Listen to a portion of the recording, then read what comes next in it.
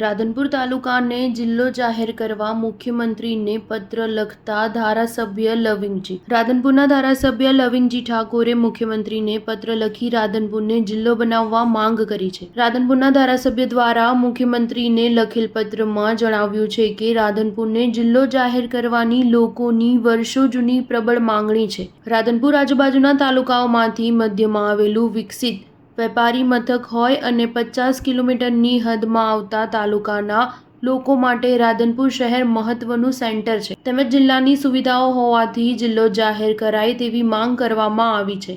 આજુબાજુના તમામ તાલુકાના લોકો ખેડૂતો મોટી સંખ્યામાં આવતા હોવાથી રાધનપુર ખાતે સૌથી મોટું વેપારી મથક હોવાથી ખરીદ વેચાણ અર્થે તેમજ રાધનપુરમાં જીઈબી વર્તુળ કચેરી, નર્મદા વર્તુળ કચેરી હોય આજુબાજુના તાલુકાના લોકોનું દરરોજનું આવન જાવન છે ત્યારે તાલુકાને જિલ્લો જાહેર કરવા માંગ કરાઈ છે. રાધનપુરને જિલ્લો જાહેર કરવામાં આવે તો રાધનપુરથી અંદાજિત 25 થી 50 કિલોમીટર હદમાં આવેલા તમામ તાલુકાના લોકોના સરકારી કામો તેમજ બજાર ખરીદ વેચાણના કામો રાધનપુર ખાતે થશે તો લોકોને ખૂબ જ સુવિધાજનક રહેશે.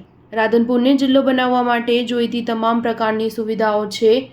આમ રાધનપુરને જિલ્લો બનાવવા માટે રાધનપુર સહિત તેની આજુબાજુના તમામ તાલુકાઓના લોકોની પ્રબળ માંગણી હોય. રાધનપુરને જિલ્લો જાહેર કરવા માટે રાધનપુરના ધારાસભ્ય લવિંગજી ઠાકોરે ભલામણ પત્રમાં કરી છે.